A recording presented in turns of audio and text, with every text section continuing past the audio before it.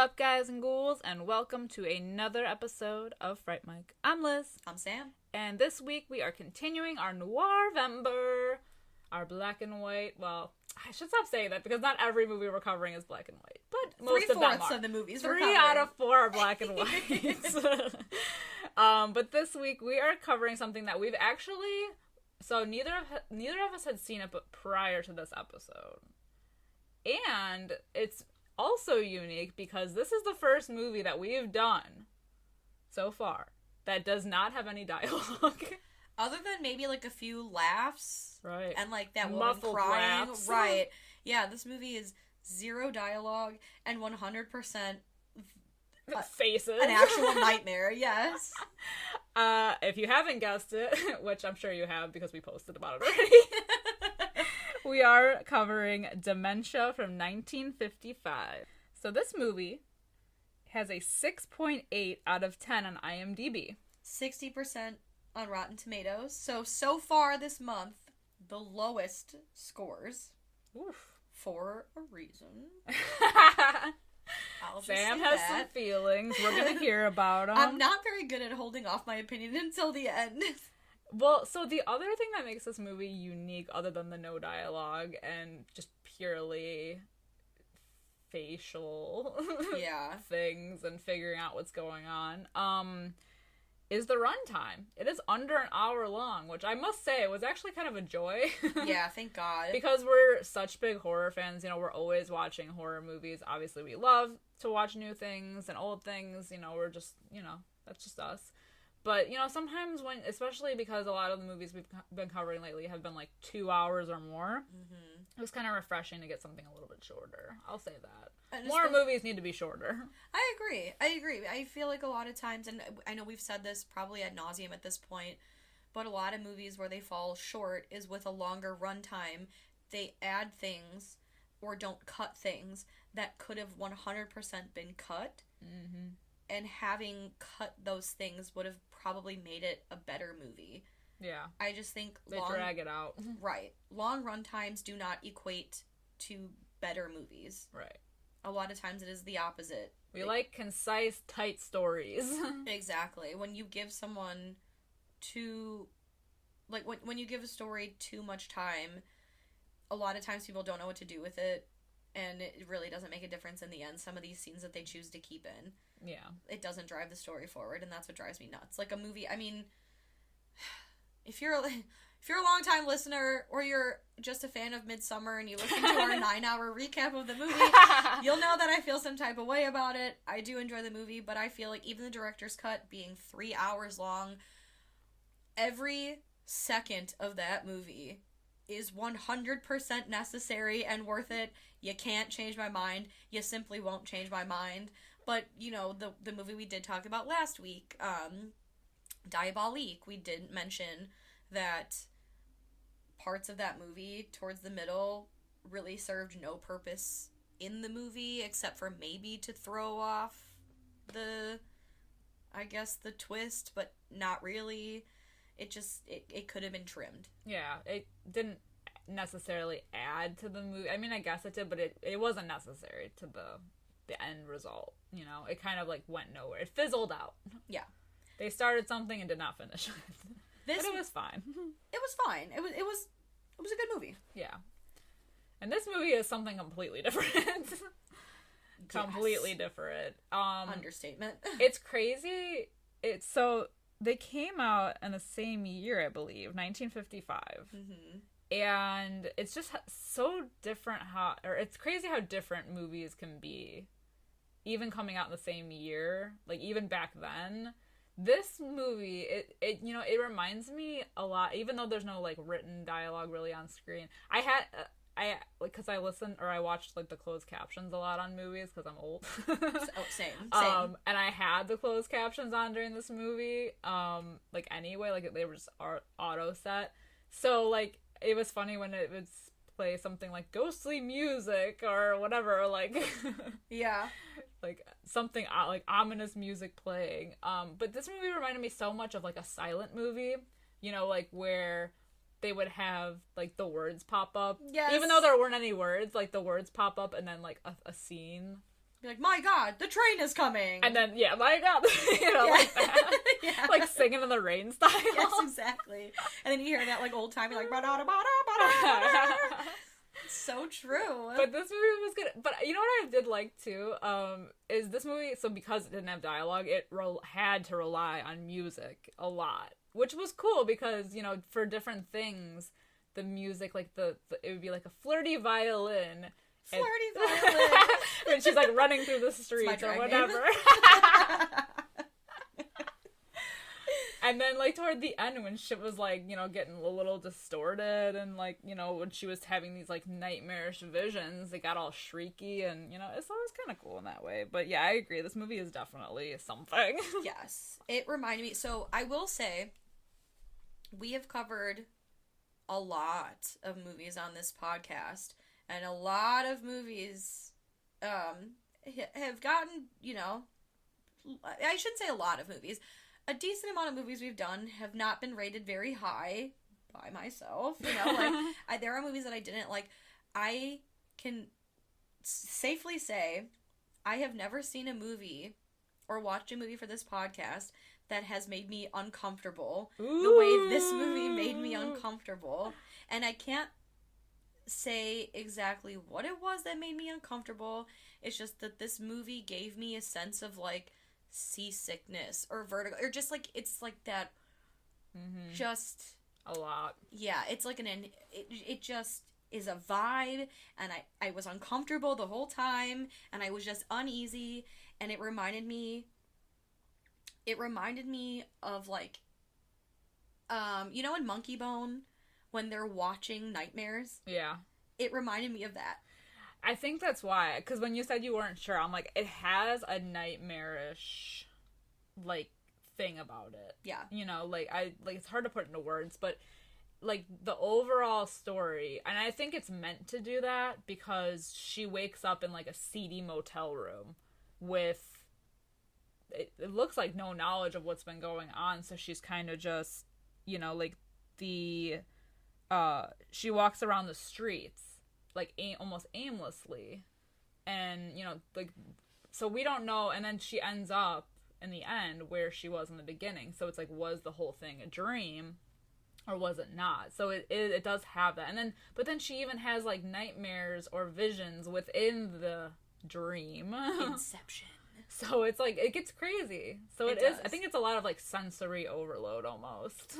It's a lot thrown at you. Especially with the lack of words. Like, it really does, they do a very great job of emulating what a nightmare is and looks like and feels like, because a lot of times in dreams, or like in nightmares, I feel like a lot of times you don't really remember the dialogue. Right. Like a lot of times a nightmare is very much just like the feeling, and you are in the middle of the action, and you don't know how you got there, and things change at the drop of a hat, and, like, it's just wild. And the music, it's very, like, a lot of times it reminds me of, like, it sounds like a theremin, like that, like the alien sound. And even when there are voices to the music, it's like the shrill, like, womanly, like,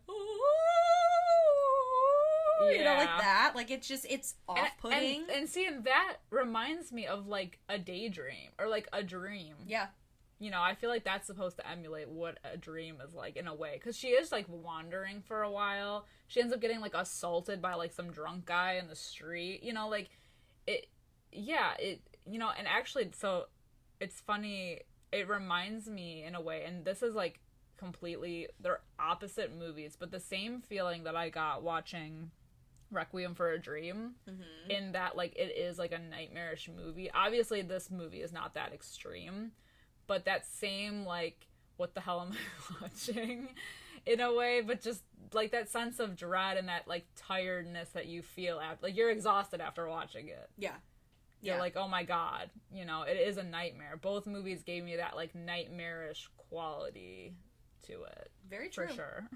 And this movie, like, everything happens, so, a lot of times in your dreams, things happen and don't really have a purpose or reason for happening, and I think a lot of this movie is that way. Yeah. And I wonder, because like you said, the movie starts and ends pretty much the same way, And there's like that vision of her at the beach falling into a wave, and you know, she has like a dream within a dream.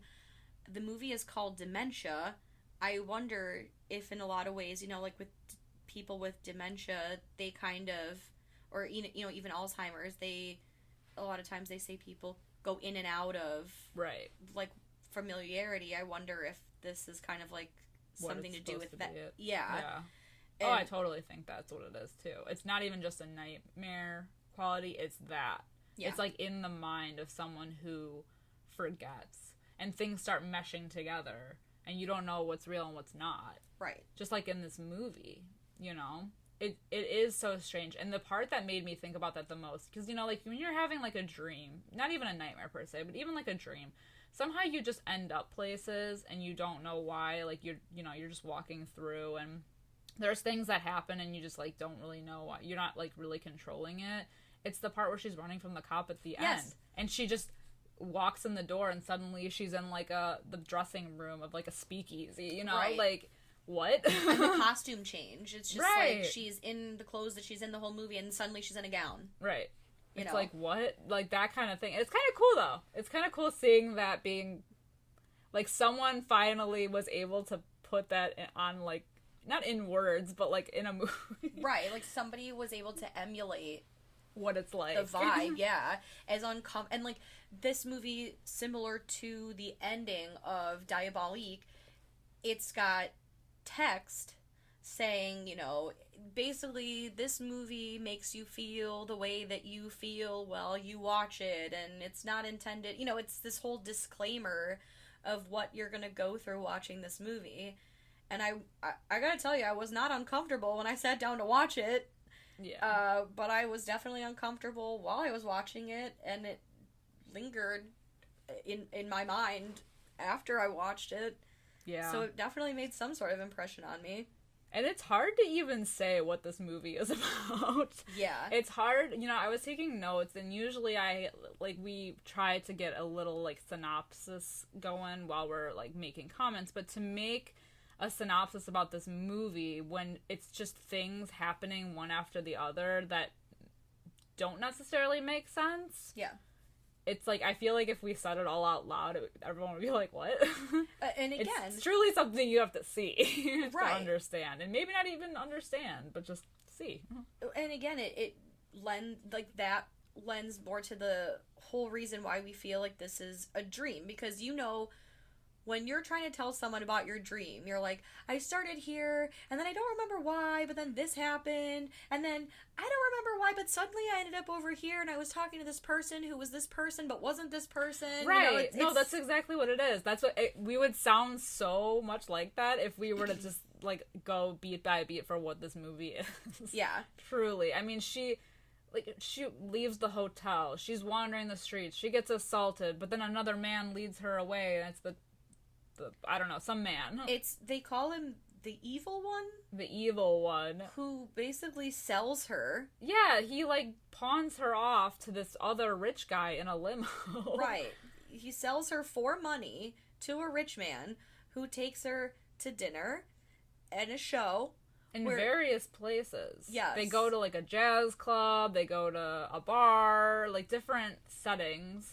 And then he takes her to his building, where even before this, she has a vision, like a dream within a dream. I did like the cemetery vision. I did too.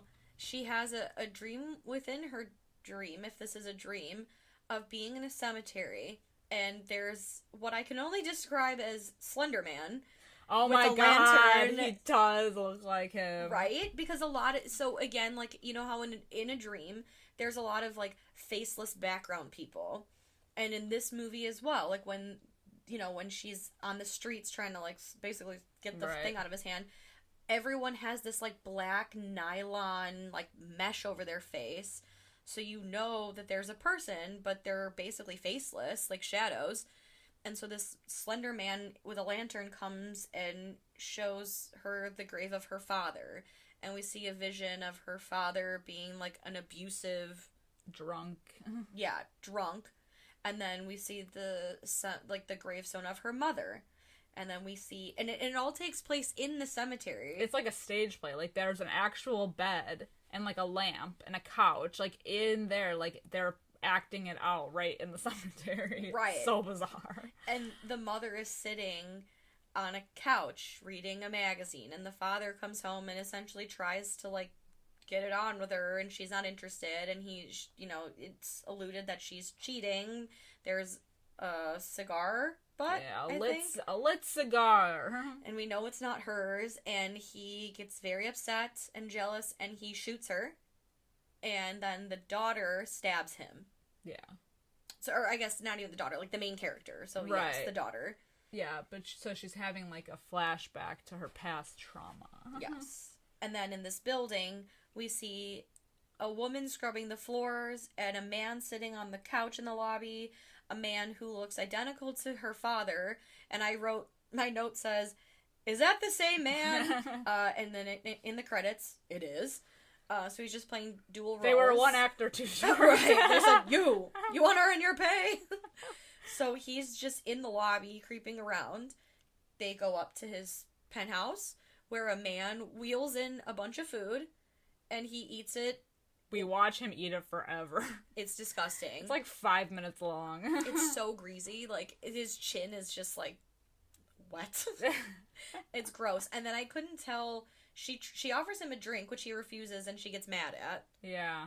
And we should mention also, when she wakes up in the hotel, she walks to a dresser, which is completely empty except for a switchblade, which she takes with her. And then in the hotel, I couldn't tell if she was trying to poison him with the drink, and that's why she was upset. I don't even know. But she's crazy looking. Sure, first of all, she's crazy looking. Yeah. She's There's a few people horrifying. who are crazy looking in this movie, but she's definitely one of them. Yeah. And he finishes the meal, and he tries to kiss her, I think. She even tries to pay her. Yes. It's like, because he has the wad of money in his hand, like he's gonna pay her to sleep with him, I'm assuming. But she's having none of that. So she stabs him, and he falls out the window. Yes. And then she goes into, like, panic mode. Because she's wearing this ginormous... huge necklace. like, medallion. And he rips it off of her neck as he falls. And so she's like, well, fuck. And this part is even weird, too, because... The butler. Yeah. Yeah. So weird. Because when she turns around after looking outside the window, the butler that brought the food in is still standing there, but now he's, like, laughing and smiling. And then at one point, doesn't he morph into the rich man? I think so. And then back into the butler? It's so weird. It's such a weird thing. Yes. And she runs out of the room where the elevator man also sees her and looks really weird. And there's a crowd of people. Again, these faceless, like, nylon cover, like, black shadow people. Yeah, we don't really get a good look at them, but we just know they're staring at the body, and they don't move. They just stare at it. Yes. And, she's moving, but it seems like time has stood still, and then she notices that he's still clutching her, like, giant medallion necklace. So she's like, oh shit, I need to get it. So she, like, crawls on the floor, and that's when she looks up and we see all these, like, faceless people just staring back. And so bizarre. It's really, it's very uncomfortable. But she tries to get the necklace out of his hands, and he's, like, clutching them. Even though he's dead, she can't get it out, so she takes the fucking knife and cuts his hand. I thought she was gonna cut his finger to get the thing out. No, she cuts his whole damn hand off. She takes the whole monkey's paw. Like, truly. And then I believe it leads to that chase scene. Yeah. Because she's running from the police. Well, suddenly she's running from the police. And it's a very cartoony, like, the light, it's a big circular white light, and you hear, like, do you hear the sirens, or it's just... It's very, it is very, like, old Hollywood theatrics of, like, the light, the spotlight on the streets looking for her, and there's people running, and she is running, and she's... trying to avoid them at every corner. It's very Hollywood. Yes, like very just like cartoony. But that's what I like about noir movies. It's goofy, Right. Well, this, like you said, the scene in particular just has like such a different feel.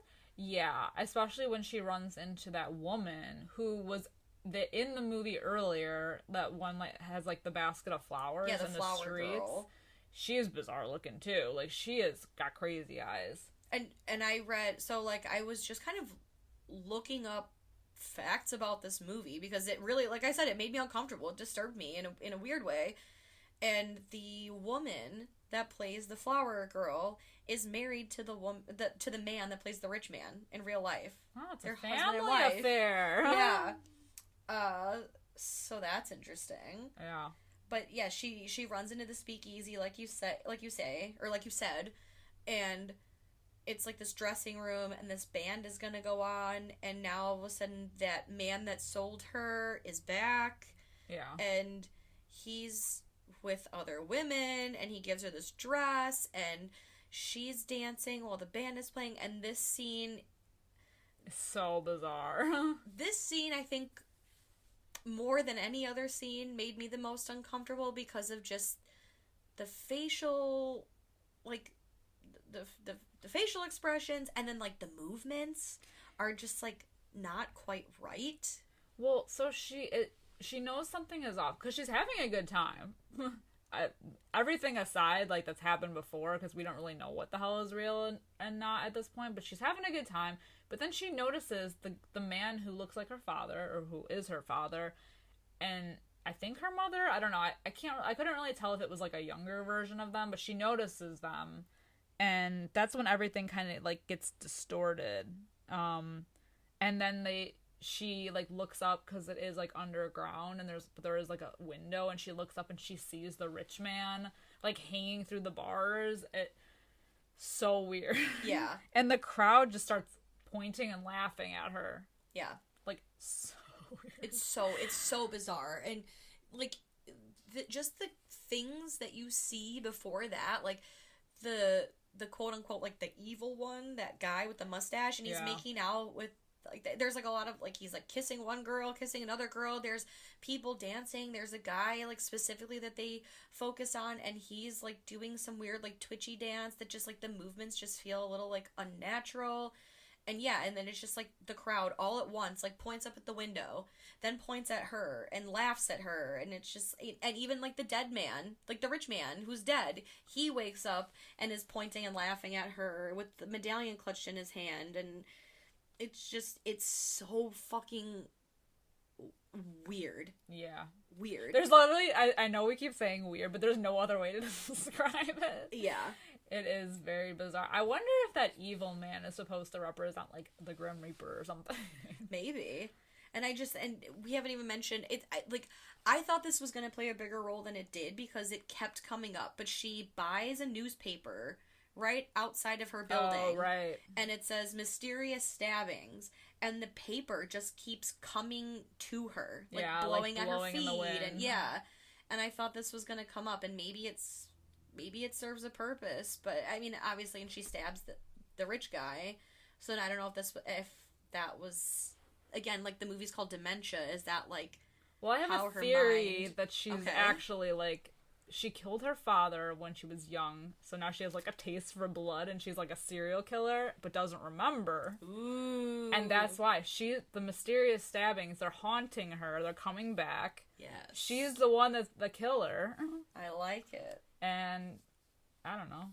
I like this evil man is the one that's, like, kind of egging her on to do these things. You know, yeah. I don't know. It could be, it could not be. I have no idea. I like that theory. There's so many turns that this movie takes. Actually, you know, the ending of this movie also kind of reminds me of Carnival of Souls. Like, when she gets to the actual carnival at the end and everyone is, like, chasing her and everything. Same thing, though. It was, like, that dream-like movie. And, like, this is a lot like that. Where it just, all of a sudden, everyone is, like, aware of her. And, ugh. I think that's what makes it creepy. Yeah. Like, everyone's having a good time, and then everything comes to a screeching halt, and then it just gets so bizarre. Yeah. The way this movie ends, even, too. So, like you said, so everyone's, like, pointing at her, and she's freaking out, and then all of a sudden she wakes up in the bed from the beginning in that seedy, shithole hotel room, and you're like, oh, it was all a dream. And she walks over to the dresser. Same as before, except this time in the dresser is the severed hand, clutching the medallion. And then I was very confused because then it just, like, pans out of the room and you hear a woman scream. Yeah. So was she screaming at the hand? Did something happen to her? Did she realize that... I don't know. So many questions. I have questions. But that's the movie. Like we said, a real short movie. Mm-hmm. Real weird. Can't say that enough. Yeah, literally cannot stress that enough. It was a different movie. It's unlike anything we've covered so far, I think. It's true. It is true. So, because it made you feel some kind of way, what would you rate this movie? This movie was very, very hard for me to rate. I was gonna say, because when you feel something in a movie, that's pretty good accomplishment. Yes. I do not like this movie, but it gave me such a reaction. I feel like I have to give it a 3 out of 5 at least, like, just because of the way it made me feel. And the way I think they intended, whatever they set out to do, I feel like they did it. They captured perfectly, I think, what it's like to watch a dream or a nightmare. Or, like, live a nightmare. Or, and, like, have a nightmare be on a screen for everyone to watch and everyone to get that same emotion, that same feeling of, like, what it is like. Yeah, so I have to give it, I'm going to give it a 3 out of 5. Yeah, I'm for sure also going to give it a 3 out of 5. Would I watch it again? Probably not. Like, I feel like I got most of the message, I guess it was trying, I think. I don't know if there was a message. Yeah. But yeah, it was super effective for being, you know, that dream-like, nightmarish movie, like you said. I mean, real bizarre, you know, and for having no dialogue, but relying on the acting. And I read that it was the director's secretary who had actually dreamed up this movie.